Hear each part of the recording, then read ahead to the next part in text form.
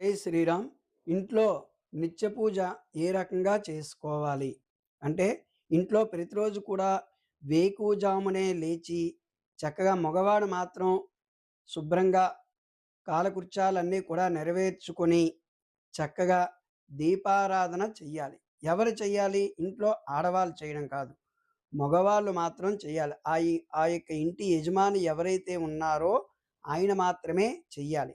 ఆ రకంగా చేసి ముందు దేవుడికి దీపారాధన చేసి పూజ చేసుకోవాలి ముందు. ఆ రకంగా చెయ్యాలి. అలాగే ఇంట్లో దీపం పెట్టినప్పుడు కూడా ఎన్ని ఒత్తులు వెలిగించాలి అనేసి సందేహం కూడా ఉంటుంది. ఇంట్లో దీపం ఎప్పుడు కూడా 3 ఒత్తులు కలిపి పెట్టాలన్నమాట. 2 జ్యోతులుగా 3 ఒత్తులు కలిపి పెట్టాలి. అలాగే ఎప్పుడు కూడా ఇటోకుంది, అటోకుంది. 2 జ్యోతులు అనగా 3 ఒత్తులు కలిపి 2 జ్యోతులు కలిపి పెట్టాలి. ఈ రకంగా ఎక్కువ శ్రేష్టమైనటువంటిది నెయ్యి మాత్రం. నెయ్యి లేకపోతే ఏదైనా కొబ్బరి నూనె లేదా ఆముదం, అది లేకపోతే నువ్వుల నూనె కూడా వాడవచ్చు.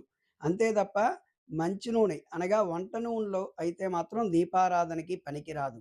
ఆ రకంగా దీపారాధన చేయాలి. నిత్య పూజా కార్యక్రమాలు ఎవరి విధానుసారం కూడా వారు చేసుకోవాలి. అదే బ్రాహ్మణులైతే ఆ పూజ అయిపోయిన తర్వాత చక్కగా సంధ్యావందనాది కార్యక్రమాలు కూడా చేసుకోవచ్చును. సంధ్యావందన కార్యక్రమాలు బ్రాహ్మణులు అందరూ కూడా చెయ్యాలి. ఆ రకంగా చేసిన తర్వాత అప్పుడు ఆ అల్పాహారం భుజించాలన్నమాట. అప్పుడు భార్య వచ్చి దండం పెట్టుకొని అప్పుడు భార్య ఆ రకంగా స్నానం చేసుకొని దీపారాధన, పూజ ఆవిడ తర్వాత చేసుకోవచ్చు. అంతే తప్ప నా భార్య ఉంది కదా! ఆవిడే చూసుకుంటుంది అనేసి ఆవిడ చేయడానికైతే అధికారం లేదు. ముందు మగవాళ్ళకి మాత్రమే పూజకి అధికారం. ప్రతిరోజు కూడా నిత్యం పూజ చేసుకునే విధానంలో.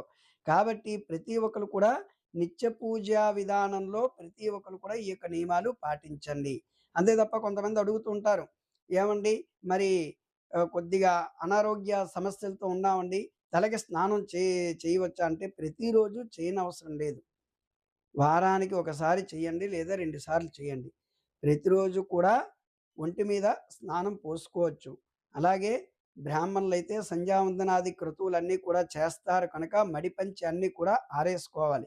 ఇతరులు కూడా మడి దీక్షావస్త్రం అనేది ఒకటి ముందు రోజు ఆరేసుకొని ఉంచితే చక్కగా ఆ యొక్క వస్త్రం ఆరి మేడ మీద ఉంటుందన్నమాట. లేదా ఆరిపోయిన తర్వాతైనా మడిగా ఉన్నప్పుడు మాత్రం అది తీసుకొనొచ్చి దేవుడి పెట్టె దగ్గర దేవుడి మందిరంలో ఓ పక్కన పెడితే చాలా మంచిది. విశేషంగా పంచె కట్టుకొని ఆ రకంగా చేయొచ్చు. కొంతమంది ఫ్యాంటు, చొక్కా పెట్టి కూడా దీపారాధన చేయవచ్చా అంటారు. ఆ రకంగా పనికిరాదండి. దయచేసి చొక్కా పనికిరాదు. ఓన్లీ పంచె మాత్రం కట్టుకోవాలి. పంచె కూడా కట్టుకోలేనటువంటి వారు లుంగీలాగైనా తెల్ల వస్త్రం కట్టుకొని మీదన కండువా వేసుకోండి. కొండవ ముఖ్యం. అలాగే దేవుడి దగ్గర ఏంటేం నైవేద్యం పెట్టాలి? దేవుడి దగ్గర చక్కగా పటిక బెల్లం నైవేద్యం పెట్టండి రోజు. లేదా మీ దగ్గర ఆవు పాలుంటాయి. ఆవు పాలు చక్కగా నివేదన చేయండి. ఆ రకంగా ఆవు పాలు కానీ, పటిక బెల్లం కానీ నివేదన చేస్తే ఇంట్లో చాలా మంచిది.